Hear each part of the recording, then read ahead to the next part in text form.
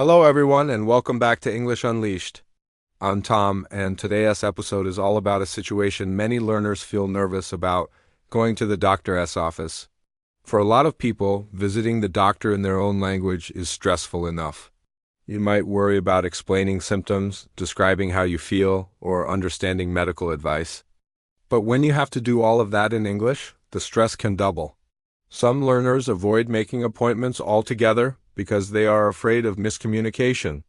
But here's the good news: you don't need to feel nervous. If you prepare the right vocabulary, the right questions, and some simple sentence structures, you can walk into a doctor's office and speak with clarity and confidence.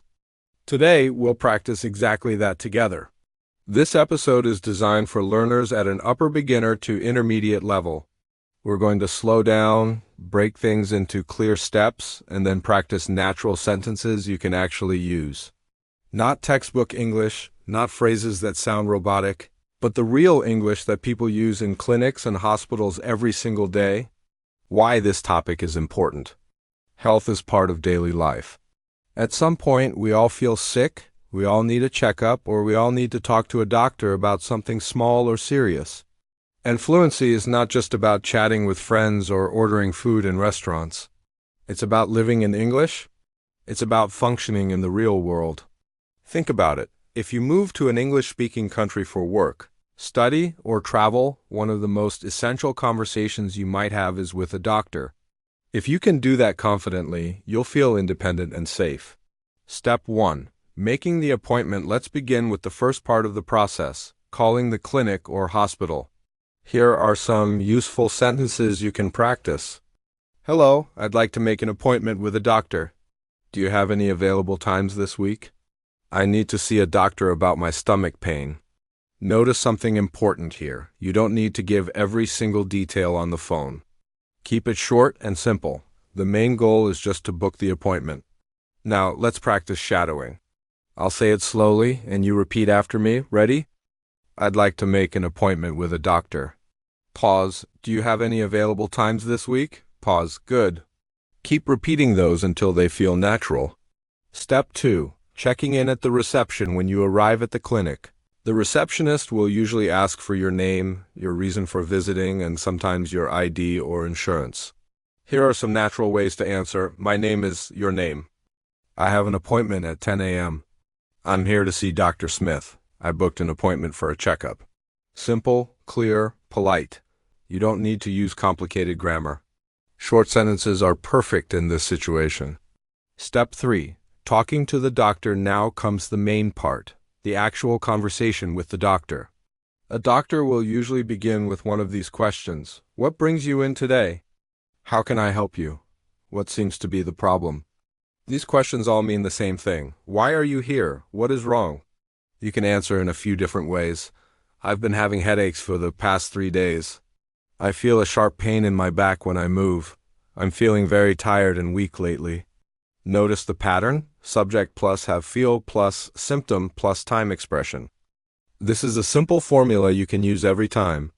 Let's try another example together. I've had a sore throat since yesterday. Pause for repetition.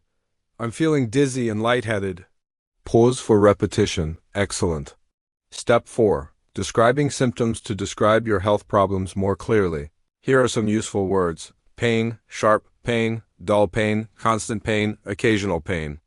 Feelings: dizzy, weak, tired, nauseous, feeling like you want to vomit, feverish, feeling hot with a fever. Frequency words: always, often, sometimes, rarely. Example sentences: I sometimes feel dizzy in the morning. The pain is sharp when I move my arm. I've had a fever for 2 days. Remember, doctors don't expect you to speak perfect English.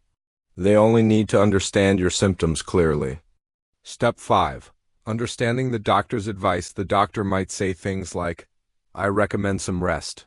You should take this medicine twice a day. Come back if the pain gets worse. If you don't understand, don't be shy. You can ask, could you repeat that, please? Can you explain what this medicine is for? How often should I take it? Asking for clarification is not a weakness. It shows that you are responsible about your health. Step 6. Ending the visit. At the end, you might say, thank you, doctor. I appreciate your help. I'll follow your advice.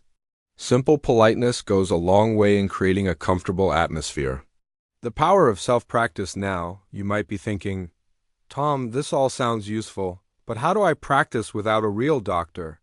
The answer is simple. Role play with yourself. Stand in front of a mirror and imagine you are both the patient and the doctor. Play both roles. For example, Doctor, what brings you in today? Patient, I've been having a headache for 2 days. Doctor, how often does it happen? Patient, it's constant, almost all day. By practicing like this, you get used to the rhythm of medical English. Daily fluency exercise with medical English. Here's a mini plan you can use. Morning, narrate how you feel. For example, I feel energetic today. My body feels relaxed. Afternoon, listen to a short podcast about health and respond with your opinion. Evening, do a short role play. Pretend you're at the doctor's and describe one symptom. 15 minutes a day is enough to make progress. Long-term vision. Fluency is not about memorizing hundreds of medical words. It's about confidence, clarity, and calmness. If you can describe your symptoms in simple English, you are already successful. Remember, English is a tool. The doctor's main job is to help you. As long as you communicate the basics, you will get the care you need. So, the next time you need to see a doctor in English, you'll walk in with confidence. You'll know how to check in, how to describe your problem, how to understand advice, and how to leave politely. And all of this is possible because you practiced today. Challenge for you, here's your challenge. After this episode, practice one short self-dialogue.